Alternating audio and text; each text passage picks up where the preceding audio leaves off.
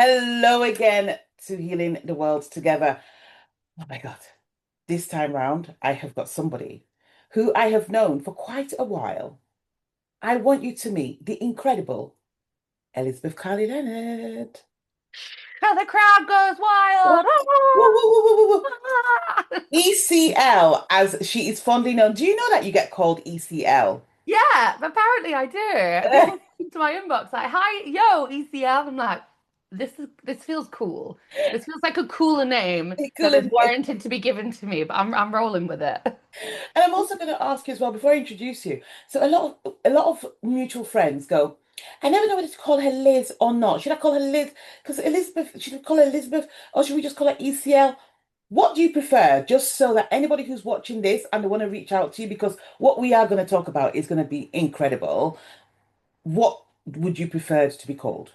I am an Elizabeth in a Yeah. professional sense when I'm on stage and when I'm doing events and stuff like that. And then, when we get to know each other, probably after a wine or two, that's when I'm a Liz. That's That's when what I'm you're a Liz. It's like two different energies. Like I'm Elizabeth when I'm trying to be a functioning person, and Yeah. I'm Liz when I give up on that and I'm just myself.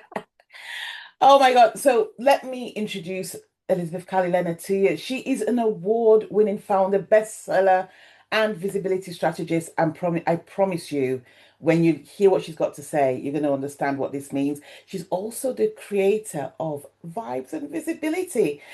She's helps purpose-led entrepreneurs grow their followers counts and their bank accounts through founder marketing. She's huge on founder marketing. And she helps them to do 3x around the trust element and 22x on being memorable, hmm recognized by the outrageously authentic award. And listen, that award was created for you. Can I just say that? Do you That want to see my award. trophy? Hang on. Yeah, go bring your trophy. And featured in the best-selling book Beyond the Mirror, Elizabeth is known for showing up with unapologetic authenticity, she does, and teaching founders how to do the same. Show us your reward, love. For those who are just listening on audio, this is Betty that I'm showing to Victoria. This is my trophy for the award I won for literally being myself. She's dressed like me, so she's dressed in purple gold, a bit of pink, and she's got a red scarf on. I've got red glasses on. So Beautiful. I love her. She makes me happy. Every time I have a wobble and think, mm, oh, maybe I should just rein it in a bit. Maybe I overshared. Feel yeah, a little bit weird. I look at her and I go, actually, no, the oversharing and the weirdness and all of that that's got who you are. nationally recognized as a good thing. And it just Well, brings that's yeah. anxiety down. Well, that's who you are, right? So I've known you for about, I reckon, 5 years, about four Yeah. years.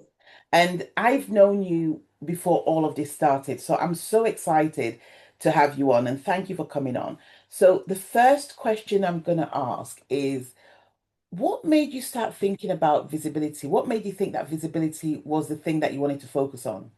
Oh, that is such a great question. There's short story long. Here we go. So way back when in yonder, so I'm 34 now. So when I was 25, I became the owner of a music venue. And for 5 years, they were the best and worst years of my life. And about 3 years into it, the pandemic hit. Pandemic story, everybody has one, don't they? Yeah. And before that, I used to openly mock people who posted on Instagram. I would just put up Facebook events for people to come to gigs, and we heavily relied on footfall and like the followers of the bands basically to come in the venue. And then the pandemic hit, and we went from being a business that relied on literally people to walk by and see us to having to work out how to generate an interest and an income online. And I was seeing a lot of my friends' venues, left, right, and centre, just dropping like flies. And they didn't have the money, didn't have the funding to keep it open. But I am a stubborn little shit. And I was like, no, no, I've not come this far. I've not only come this far. And there were also a lot of older men in the industry just waiting for me to fail. So the stubbornness, I doubled down on it. So I thought, well, fuck it. Everyone's online. We've got to try and work this out. So me and my venue manager at the time, best mate of mine called Tom Carnell, I've now hired his younger sister. She's my social media coordinator. Oh, We right. keep it in the Makes family. Yeah, sense. that's Yes, Katie for yes. anybody who met her at the Big Fest doing. And Tom was at the Big Fest doing Yeah, too. he was. Brother and sister duo. Anyway, we worked out how to build this online presence on, Facebook kind of, but mainly on Instagram. Started doing live stream gigs, looked at running an online membership, and all of these things. I don't know, it all just started to click for me, and I started to really understand how Instagram was working. Yeah. And I found it fascinating. And it was so much more than influencers in Bali and cat memes and photos of people's food. And there was actually a lot of psychology behind why we do the things we do. And I got fascinated with it. And Mm, then somebody said to me, "Oh, well, can you teach me how to do it?" And I was like, "Yeah, of course I can, absolutely." And then they went, "Oh, well, I'll pay you.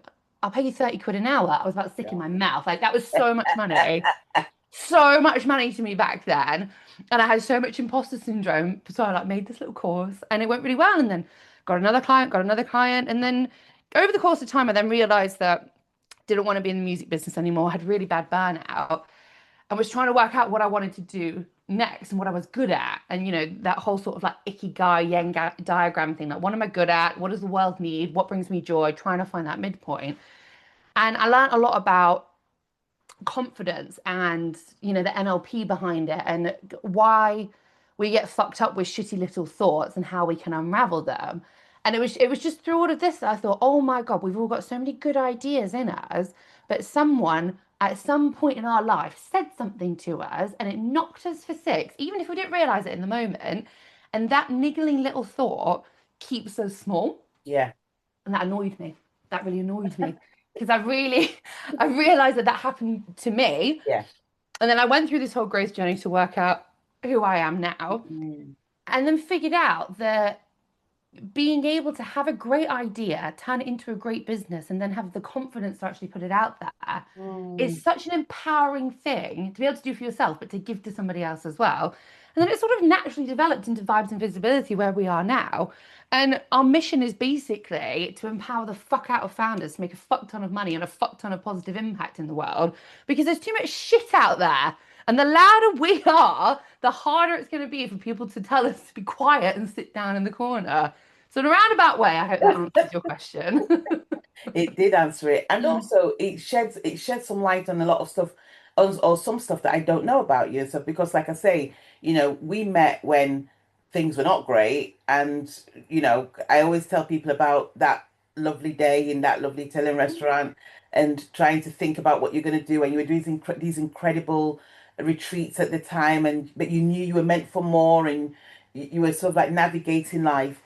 So my question to you is, at what point did you um stop wanting to start performing? Because the thing is, when we get those gremlins, I call them, in our Mm. heads, we perform so that people don't see the other side of us. We mask all those things. So at what time did you go, do you know what? I'm going to stop performing and I'm going to start expressing.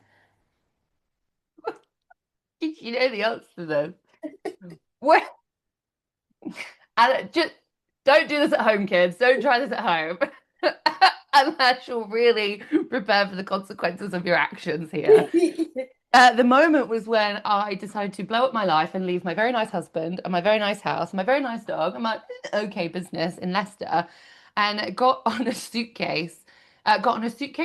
train to London with two suitcases, one of which was broken, by the way, had a broken It's wheel. true, by the way. I was witness to it. Yeah, she's seen Yeah, the evidence with yeah. about 100 quid in my bank account and just thought, fuck it. Like the pain of staying stuck and pretending to be somebody I'm not and going along with this life path that society has given me. The Mm, pain of staying there is going to be harder mm, than whatever's on the other side of this. So I just jumped off the abyss and went. And, between making that decision, like properly making that decision and then taking action, there was only like a week or two period.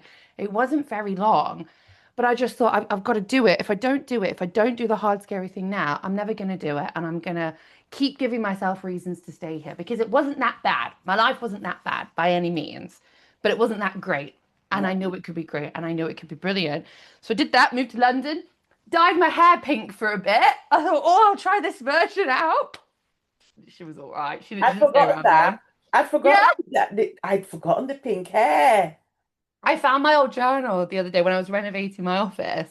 and you just flick through it. And it was like, I'm so excited and so happy and grateful because today I finally dyed my hair pink. And it's something that I've always wanted to do. This is like a 31, 32-year-old woman writing this, not a teenage girl. I've always wanted to do this and I never felt brave enough. And it was, I was pink for like 2 weeks and then it faded out. And I went, oh, I'm so glad I got to do that. That was fun. And then just carried on with the next thing. And then just kept trying things and almost like when you go shoe shopping, you're trying loads of different versions of shoes until you find the ones that fit. I Mm, just allowed myself to play in the weeds for like 6 months until I finally started getting comfortable with the version that I decided that I want to be and I chose to develop into the person I am now.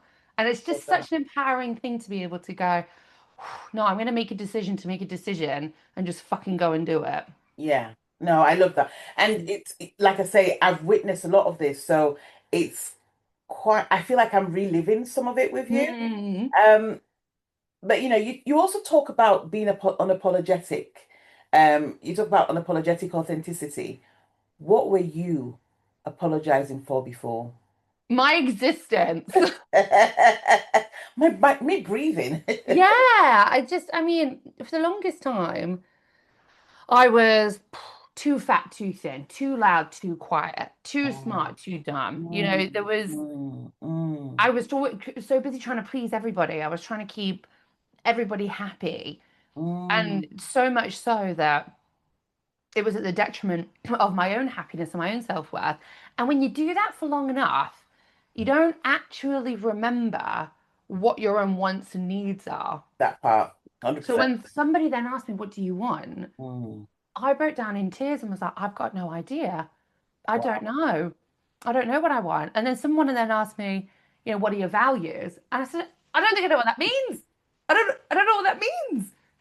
What are values? So this coach took me through an exercise and I was streaming. I was crying so much by the end of it. Because I thought no one's ever asked me this. And I've never actually had a moment to think about this. And I realized Mm. that one of the reasons why I was so unhappy with my life in Leicester, which from the outside looked perfect, was that I was living so out of alignment with my values. Didn't know who I was, didn't know what I wanted. And I thought the best way to keep me safe is to make sure that everybody around me is happy all the time. And you do that for long enough, and you just combust, don't you? Yeah, you're gonna explode. I talk about purpose, like you have to find your life's purpose. Hmm. Even if you just touch on it, you're gonna be so much more happier than Hmm. completely ignoring that you're here for a particular reason. And that whole behavior of trying to please people, trying to be something that you're not, Yeah.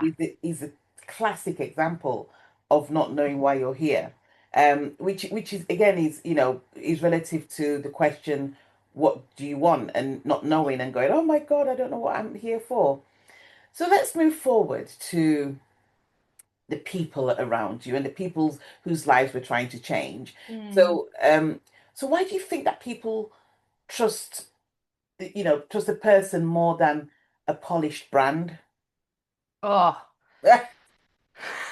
so many reasons. Need a whole podcast Have on I, that have I just question opened alone. have I just opened Pandora's box What? here? Right. Where should I start? This whole trust recession that we're in, it's become a bit of a buzzword at the moment. Oh, it's doing my head in. Yeah. Everybody, we're in a trust recession. Yeah. It's the new version of this whole no like and trust factor. Like everyone's like saying these words, but no one's actually explaining what they mean or why they're important. And if you've ever seen me speak on stage, I go off on a fucking rant about the whole no like and trust thing, and I probably will about this whole trust recession thing too.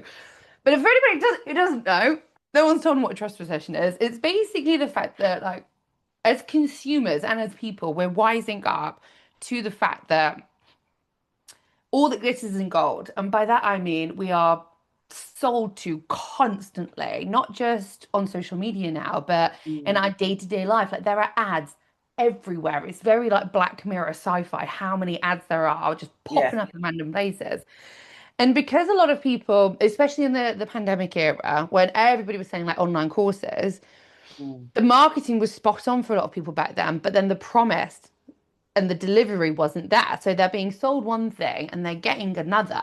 And the trust recession is this disconnect in between. So people are now thinking, well, you're saying that this is going to happen, But from my lived experience, I've been in situations where the opposite has happened. So that's one part of it. Then there's the fucking AI slop that's everywhere with like deep fakes, AI generated images, AI generated like social media captions, blogs, emails. Like, I can spot it a fucking mile off now. It does Correct. my Sweden. Because again, if people are trying to connect with other people on the internet, but they're cutting corners by using really lazy AI things. Like there is some good AI, like we have our own AI and it's great, but really, really lazy AI things, it's a bit like, well, you're asking me to trust you, but you're not really putting the effort in. Yeah. Or they're changing their messaging all the time, like looking for quick wins because so many coaches are like, oh, you can get to 10K a month if you do this breath work in 1 second. And it's just a load of shit that's out there at the moment. So when you put yourself forward and when you use founder marketing, which is where the business owner comes front and center in your marketing strategies, and you share your own experiences and your anecdotes and your stories in a way that comes from you and from the heart, that means that people really know that they're connecting with you, not some fandangled AI deepfake version of you, not some corporate robot version of you, but actually really you. And when they can understand that you've been through what they've been through and you genuinely get it and you genuinely want to help them, they stop feeling like some number or some tick box and start feeling like you're actually the person to help them to get them to where they want to be. So that's the whole thing there. See, she's so passionate about it. Can I just say before I move on to my next question is that you spoke in front of 2,500 people recently and stuff, Hmm. and your talk was incredible. I actually recorded the crazy bit, which I call, Thank you.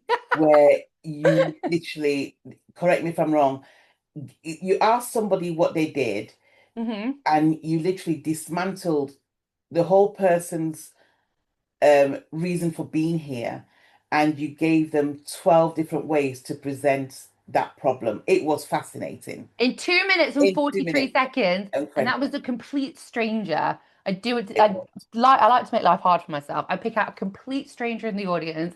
I don't know anything about them. I don't know what's about to come out of their mouth. I tell them to tell me a bit about what they do, an idea that they have for social media that they want to post, but they've been a bit stuck on it.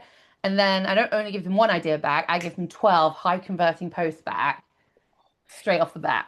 I wish I'd put my hand up to actually get that done because I really wanted that. I was like, that is incredible. I was like, I need to find a way to get her to do that for me because that is I'll do it for sensational. you. It was just mind blowing. I seriously, I've got it recorded somewhere and stuff. So let's go then to vibes and visibility. When you created that name, I was like, that is her. Yeah. That is ECL all over. So what does it actually mean in practice beyond the phrase? God, great. These are great questions. Thank you. Without sounding too cheesy, it's about, I haven't really thought about it. I was like, oh, I like that. I'm going with that. It's one of my shower thoughts. It's like, One oh, of your shower thoughts. naming a company is really hard. Naming anything is really hard. Listen, So there listen. was so many iterations before like I landed, and then you get that gut feeling. You're like, oh, this is it. But I Mm, guess it's just all about like literally like bringing the vibes, and yeah. by that I mean bringing your like authentic self, to use another buzzword, Mm, in a way that makes you happy in your version of what happiness is. So for me, mm, I'm like a bouncy little Duracell bunny Tigger. So like everything I do is dead high energy. But for somebody else, like for one of my other clients, like they're more chill, they're more introverted, yeah. they're a spiritual channeler, so everything that they do is very calm. So like the vibes for them are calm. The vibes for me are very high energy. So you connect whatever your vibes are with whatever level of visibility you want in a way that looks like success to you. You connect those two, you've got fucking magic. And the thing is, though, it's like I think some people think that when you talk about vibes, you're talking about sort of like high energy and stuff. But the fact of the matter is, everybody's different. Mm, So your quiet vibes to my loud vibes, there is no right or wrong. It's just about just as accepting the authentic you. Is that right? yeah, yeah. Like whatever good vibes are to you, because say you're an introvert and you feel like good vibes means that you have to act like a loud extrovert.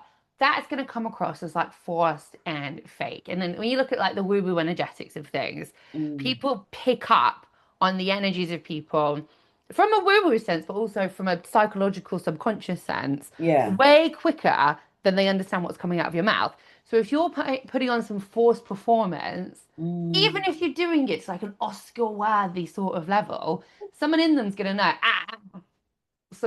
there's someone off here. And it's when we get Yeah. that like weird gut feeling, like, oh, this person's giving me the ick a little bit.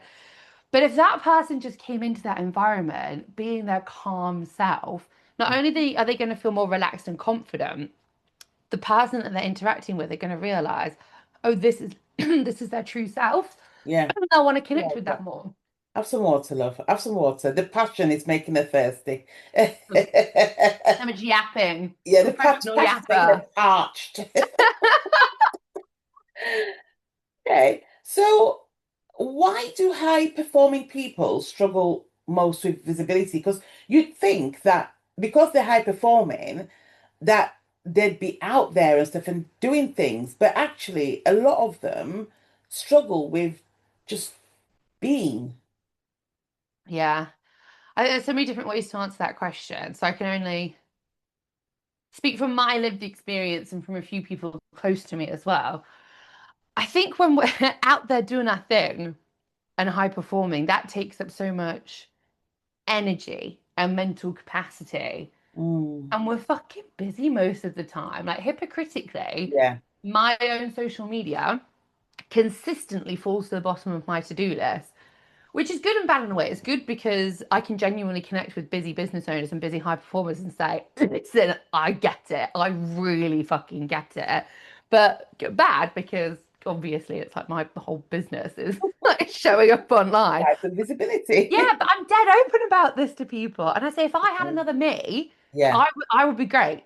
But I can't, Mm, no, the world doesn't need two of me. James, my other half, would not handle if two of me existed. Do you know what I mean? yeah. So I think it's like a time and exhaustion thing because you're so busy giving everything in yourself to everybody else Mm, that when you finally get to do the thing for you, it's weird. Like we just don't tend to get around to putting our own things up on our priority list. And I think there's also an air of imposter syndrome for some people. Like when they're in maybe like a one-on-one situation with a client, mm, or they're like doing the thing that they do best, like they're in their zone of genius, yeah. they're thriving. But the second, and I see this a lot, the second, like imagine a gardener, for instance, like, they're fucking sick at keeping basil plants alive. Like they're so good. They're like, they're in the mud, they're like pruning their leaves, they're great. Second, I then put a camera in front of them and go, tell me why you're amazing. They're like, oh, I couldn't Mm, possibly. Oh, yeah. I couldn't possibly. And I'm sat there going, do you know how hard it is to keep a basil plant alive? Like, I keep trying to keep my basil plant alive, and yours is this giant bush and it's flourishing.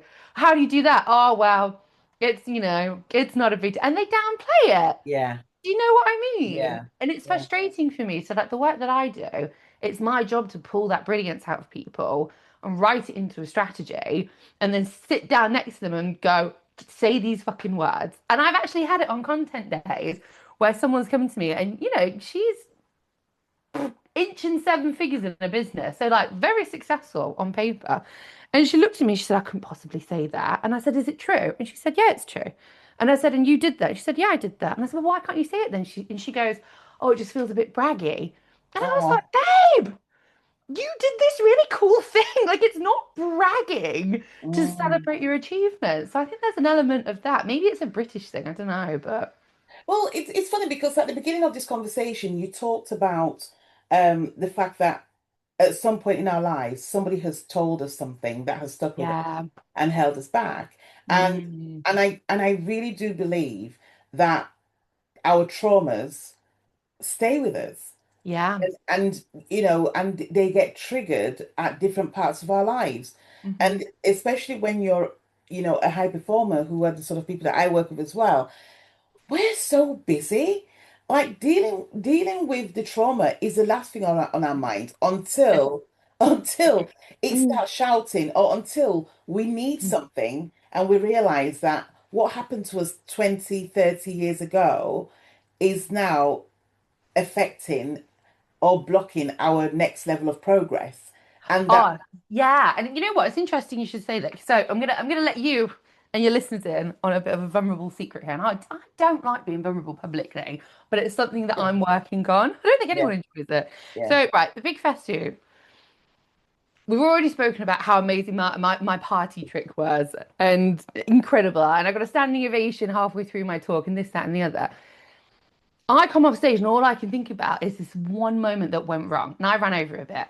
And Danny Wallace, who's, the organizer and a really good friend of mine, she's side of stage and she goes, "You haven't got 2 minutes, love." And I said, "I need 2 minutes. I've got to finish this. I saw that. Yeah, I'll finish it." And all I could think afterwards was like, I've fucked up Danny Wallace's day. I've ruined the event. I was on fast. It was my responsibility to stay on time. Da da da da da. Loads of people went over and under, like it balanced out throughout the entire day. Anyway, so I was in my head, a bit of an anxious spiral about this. You have glitter crashes after events like this, especially when you're on the stage, like it's like boom, the crash down afterwards. So Washington Ali, and for those of you who don't know, he's an amazing confidence, leadership, mindset coach, and really, really good friend of mine. So I message him and I go, "Wash, I'm stuck in an anxiety spiral. Have you got 20 minutes? I need some of your Jedi mind tricks to get me out of it." And it's funny you say the thing about trauma because what we then uncovered at the end of it, and I can send you a screenshot of the message.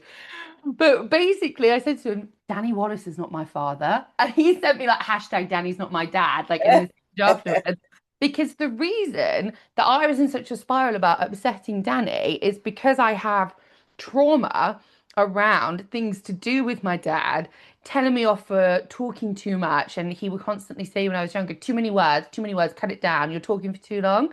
So then when Danny said you've only got 2 minutes, that attached to a trauma trigger in my head. And all I wanted to do was get the approval and love from my dad. In the same way, I want to get the approval and love from Danny because she is in a role model position to me as well. Right, right. Wash and I unpacked all of that, and my anxiety just went whoosh because I wasn't actually in a spiral about upsetting Danny because I hadn't upset Danny. Danny was Right. fine. She was Yeah. absolutely fine. She was fine because I saw her actually reassuring you, Yeah. okay, go back on and speak. But I also do know that Danny's events are literally to the minute finished, like from beginning to the end. Yeah. So yeah, yeah. Yeah, but I literally ran over by 2 whole minutes, which in the grand scheme of things, it's fine. Like we can make it anyway.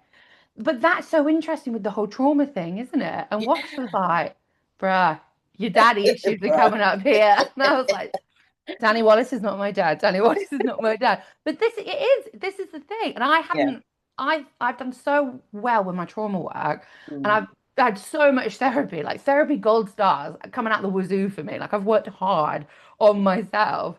But like that one tiny little thing yeah. still hadn't been unraveled yet and weirdly triggered me. Fascinating, isn't it? So a lot comes out of that for me. It is fascinating. So the first thing is that you're never safe from it. So anybody who thinks that, Mm, when you go and do the work, that nothing will ever happen again, you're fooling yourselves because the more you yeah. grow, the more you encounter new challenges and new learnings. But Hmm. also, I love the fact that your dad said too many words, too many words, too many words. And what do? You work with words. I think that's fascinating. My therapist finds it so funny because I I think was it is. often told to like sit in the corner. That I was frequently like left in fucking supermarket. I was forgotten about a lot. Like people would Yeah. forget to pick me up from school, like stuff like that.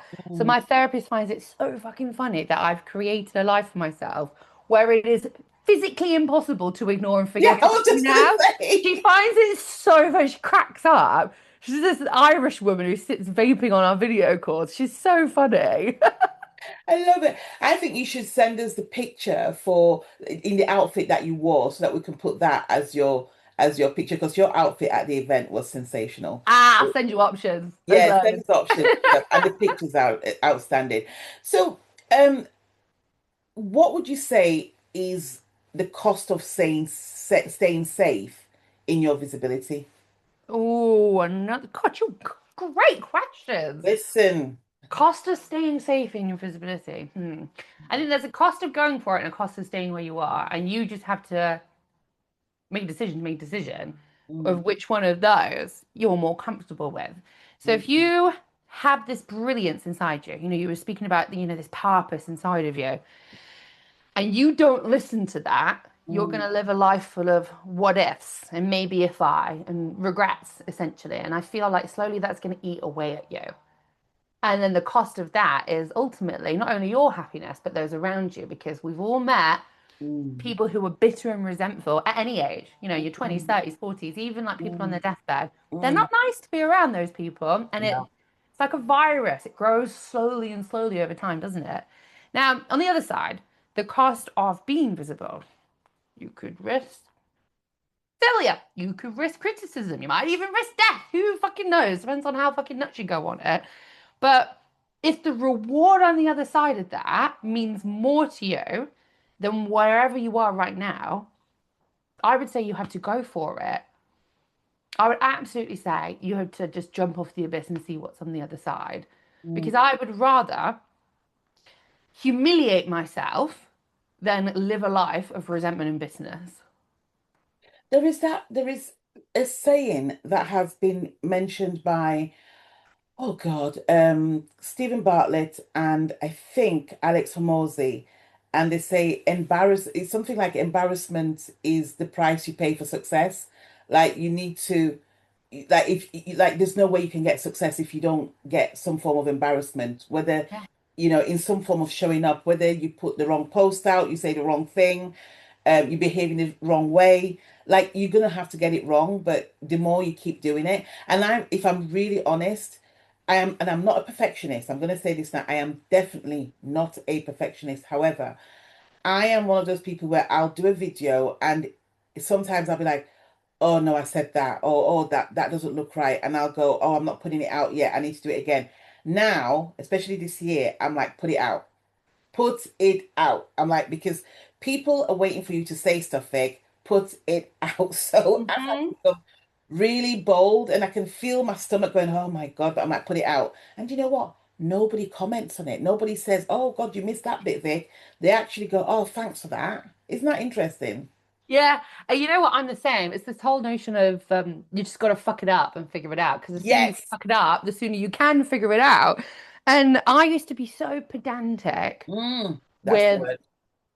such a great word, isn't it? But like my Instagram stories, for example, I would be so pedantic of making sure that I was eloquently saying the right things and that all the captions were like the right words and spend fucking ages fiddling around with it. And no one would respond because Mm-mm. the more times you do it over and over again, this stiffness comes into you and you end up sounding like a robot. Whereas now, I get so many more like replies and DMs in my stories, mainly because people find it really fucking funny when the captions have auto corrected to something because I've got a weird twang in my accent. And then I can have a conversation with them, and then maybe they'll come to an event, or maybe they'll come in my membership, or something like that, or maybe they'll just be a friend of mine. And there's also this thing called the pratfall effect. Have you ever heard of it? No, I haven't. It's a psychological phenomenon, and I love them. It's how I gaslight myself into being happy and confident. The Amazing. more I know about these things, the better I can feel, basically. But the pratfall effect, really good one. It's essentially this theory that when we hold somebody in a high regard, so we put them on a pedestal, and when we see them fuck up, we are more likely to feel we can connect with them because we find them relatable. Yes, yes, yes, yes, yes, Mhm. yes, yes, yes, this, yes.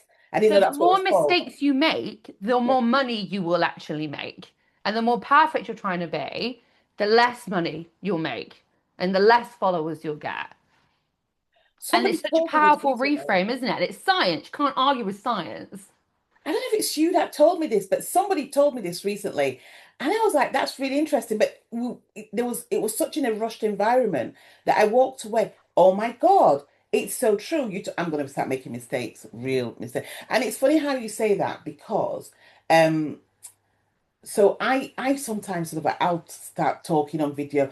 I'm really good at video, but yet in the past, I would say maybe 2 or 3 months. Sometimes I look at my picture, look at my video and go, you're almost stiff, robotic. What's wrong with you?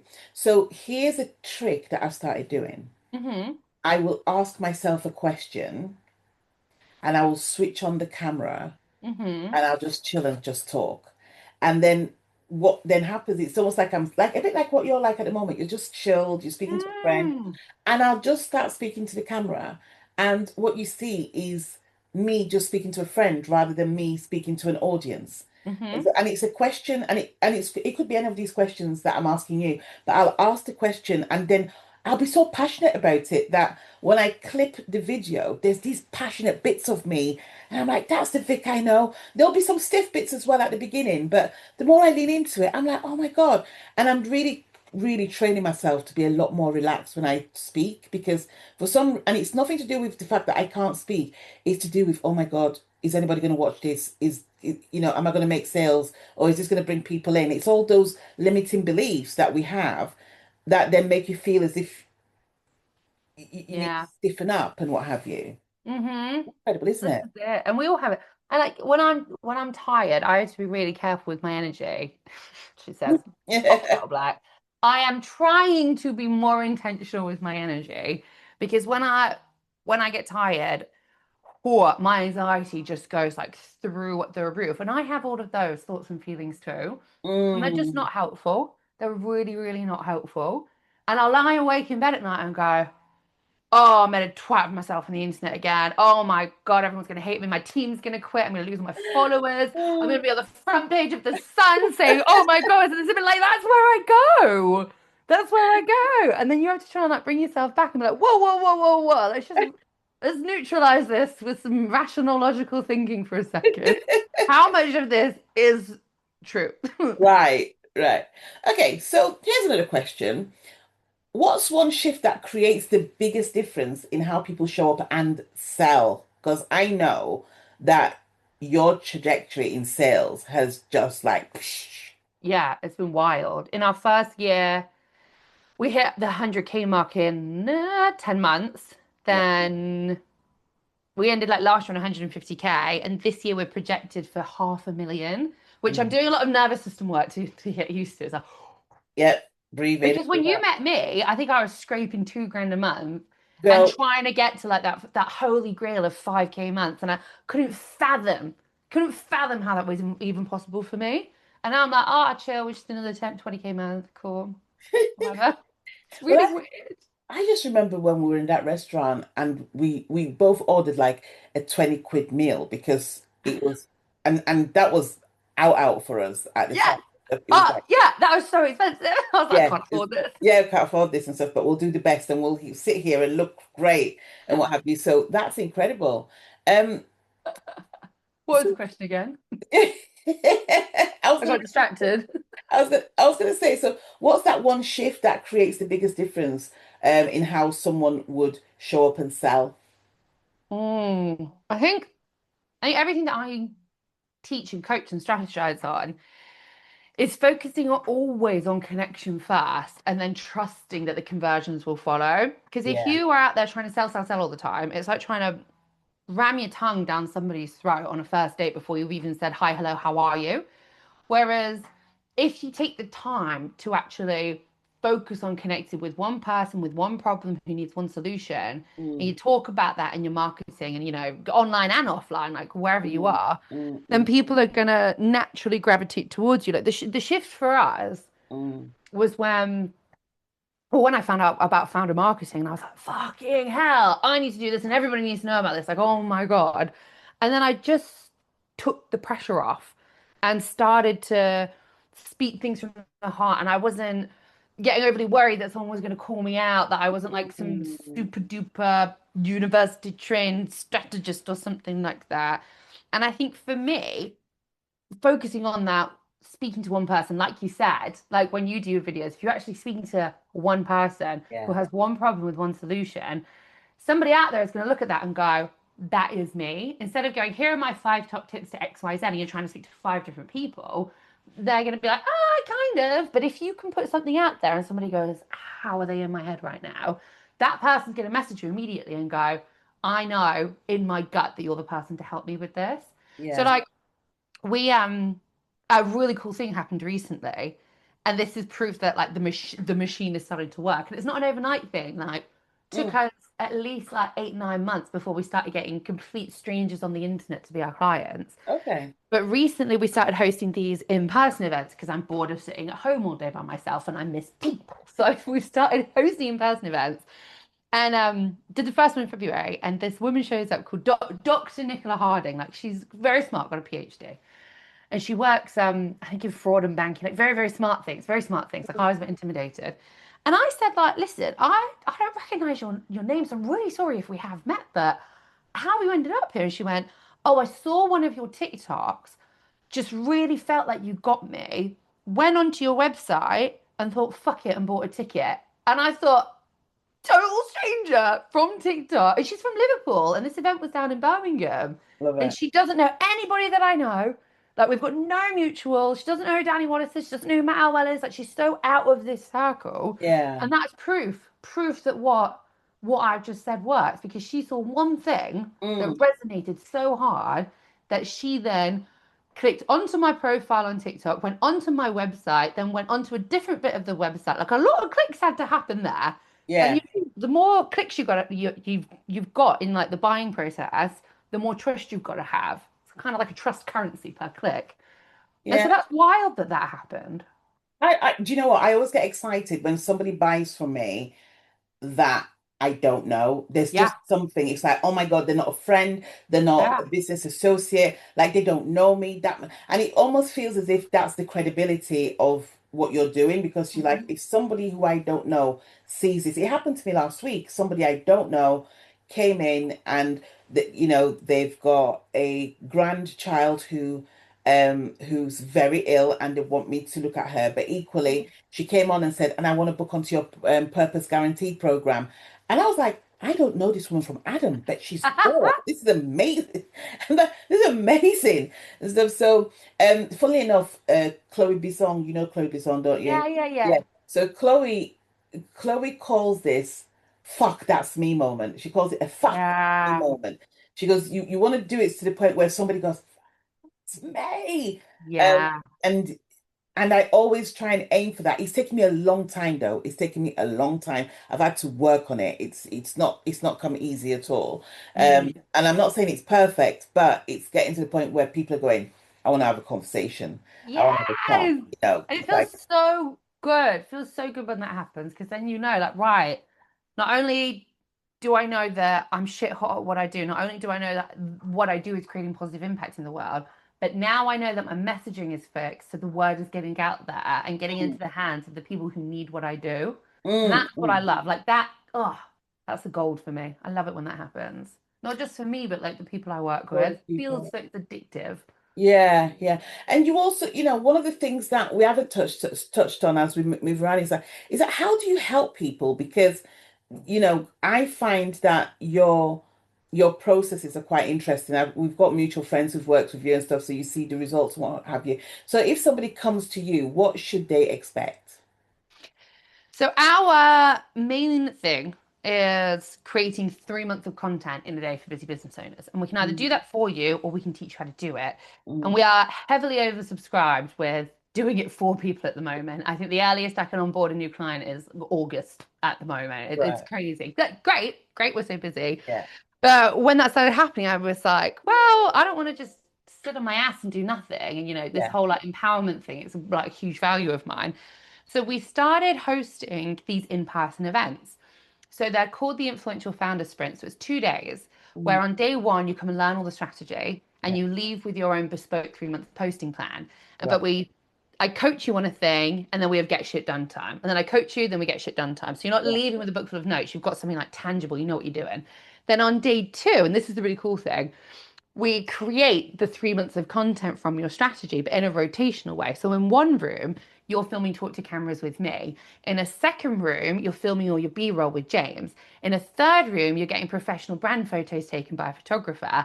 And in a fourth room, you're having one-on-one training with Katie, our social media coordinator, and she's teaching you how to edit everything in a way that doesn't take loads of time and faff and fiddly little things. So by the end of that day, you leave not only with your strategy that's going to get you more clients, but also all the content to match it. And then off the back of that, we invite people to work with me for a year one on one in our collective. I love that. I Mm. absolutely love that. And do you have anything coming up soon? Because I'm sure there's people who are going to want to know what you're promoting. Yeah. We kept selling out these events. We've just added a new we're getting oversubscribed again. Yeah, we sold out of May and August, so we've added in a new date for July. So I think it's July 9th and 10th, the Thursday, Friday, around the 9th of July. So we've added that one in, and then we've added one in for November as well. And next year we're going to do them every month because Okay. this was just a shower idea that I had. I Fair was like, oh, I wonder if it works. I wonder if it works. We did one in February with like, I don't know, a couple of months lead time. And when everybody got there, like the first day, I knew the first day would work because, I've run workshops before. But the second day with the rotational content enough. creation, Hmm. I had no idea if that would work. So the second day, I opened it up with everyone and said, listen, guys, I know I'm good at what I do. However, I have no idea if this is going to go to plan. I've made a color coded timing chart because you've got to you've got 5 people and Yeah. you've got to make sure there's no overlap and people are having breaks. It made my brain melt a little bit. I'm not a very logical person. I'm more of a creative, in case you couldn't tell. But we did it and it was amazing. And the results we got were amazing. And people who were shit scared to do talk to camera videos because they're in a room with me being coached on their tonality and their confidence and their body language, the results off the back of it were incredible. Like somebody got like 4 new clients off one of the reels that they created. And I'm there like in the WhatsApp group, like, yeah, run over my house, like it's worked. And I was like, team, we've got to throw the strategy for the year out the window. I've got to do more of these events. And they're like, Liz, fucking hell, when? You're so busy. And I was like, I don't know. I don't know. We're just moving some things around. We've got to do more of these. And they're working and they're so fun. So Oh, bless fun. you. Well, we'll put that at the bottom of this podcast because I'm sure there's going to be people on here who want to know how to get involved in this. Mm, So, last question before we go. okay. What are you stepping into next that feels like a stretch to you? I would honestly, if I hate being vulnerable, but it's you. Um, this year-long program called the Influential Founder Collective. Mm, So we've got 4 members in it already, and this is my high ticket. So it's 10, mm, 10 grand for the year. And you get 2 content days with me, and I do strategy, and that's my comfort zone. Like I know where I'm at. And then there's 4 in-person group coaching days where I'm going to run some or I'll get one of my very talented mates in. And then there's online stuff. So individually, all the elements, I know I can do them because I've yeah. done them. But putting it all together and then putting a price tag on it of 10 grand for the year, I think for me, it feels like a stretch because I want to make sure that I'm showing up enough for them. And Yeah. I'm worried that my energy will run out or I won't be able to deliver. And it's all of these things in my head. Whereas for the most part, people don't need me outside of those days. But I said, listen, you've got one-on-one access to me. Anything you need, I'm fucking there. Fucking there. You can text me, I'll reply to you.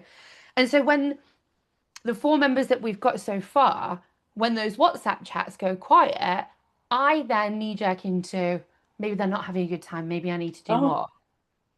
Maybe I need to put more in. And my yeah. entire team, and then the members have now come back and gone, you're good. We're happy. If we need something, we'll call you. So I think it's like this next level of growth for me because, to build strategies for people and create 3 months of content in a day, it's 4.5 grand. We've just put the prices up and I'm still adjusting to that. And Mm, the sprints, they're a grand to come to, but then your accommodation's included and your food and stuff. So I can justify it in my head. yeah. But then to say to somebody, give me 10 grand to work with me for a year, I'm adjusting to the fact that people like Matt Elwell and Danny Wallace, who were very on a pedestal to me, they're now my peers and that I'm now on their level. And this is Mm, what Washington's been coaching me on. He mm, was like, bro, they're your peers now, they're not above you. And I was like, no, mate, I'm not a grown up. I don't belong to be sat at mm, that table. And mm, he's like, mm, you do. mm, So mm. I think it's that adjustment Yeah. for me. It's this new identity shift, if that makes sense. Like, Yeah. I feel like the growth has happened so rapidly that my identity and personal development hasn't gone at the same speed. So I've got a bit of catching up to do. Does that make sense? Completely. Mm. I mean, it took me. I remember when I was selling my or when I was promoting my purpose work, I remember selling it for like £297, and you come in and for about, 30 minutes to 60 minutes, I'll give you your purpose, no questions asked. And at the time, one of my mentors turned around to me and said, this is a £5,000 offering. Like when somebody gets their purpose, they know why they're here. They know what they're here to do. And that really turned things around for me because then I started to see how people would take their purpose and go and completely change their businesses. I mean, somebody came and worked with me and went and Mm. signed a $2.5 million contract, Yeah, it really makes 5 grand worth it, doesn't it? right? And you're like, huh? And it's still only 997 for the 90 minutes. But I tell you what and stuff, I have no guilt. I have no guilt whatsoever and stuff. And my prices have gone up. They're like, and I don't know if 997 will always be the price and stuff, but it's Mm. like, and not my other offers as well. But I've had to sit down and go, Vic, when somebody gets their purpose, when somebody is emotionally and physically aligned, what can they go and create? And when you Yeah. see what they go and create, whether it's their families um having a peaceful home, Mm. having people falling in love again, or kids spending time with their parents, or kids not having panic attacks again, it's priceless. And all of a sudden you go, I'm going to charge what I want. I'm going to Yeah. charge what feels right to me. And that completely transcends. And also, do you know what? It's also about looking at, yes, we've all got mentors, and Danny and Matt are also mentors of mine as well. But sometimes it's like, well, what makes you not even be above them? You know what I mean? Like, I don't think it has to be all in one pot. I don't think it has to be Mm. lower or higher. It's just like, this is the change I'm making in the world. Like, you're making people go out there and make money that can then change how they experience freedom in their lives. Mm-hmm. So all of a sudden, the stuff pricing doesn't seem so difficult. No, it doesn't. Oh, Well, that was amazing. you're amazing. Feel You're like I've just amazing. had some therapy. Listen, I feel like we haven't had this long to chat in quite a few years. So Yeah. it was absolutely beautiful. I want to say thank you from the bottom of my heart. I also want to say how proud I am of you without sounding condescending, because No, every it's time I not every you. time I see you, I just go, "Oh my God, she's doing it. She's doing it. She's doing it." You've become someone to be reckoned with in the industry. And I just wish you could have seen people watching you when you spoke on stage a few weeks ago. But from me to you, I want to say thank you, and I'll speak to you soon. Thank you. I've got goosebumps. Thank you. Oh, Love bless you. you. And everybody else, I will see you soon with another incredible, incredible human being. Speak to you later. Take care. Bye.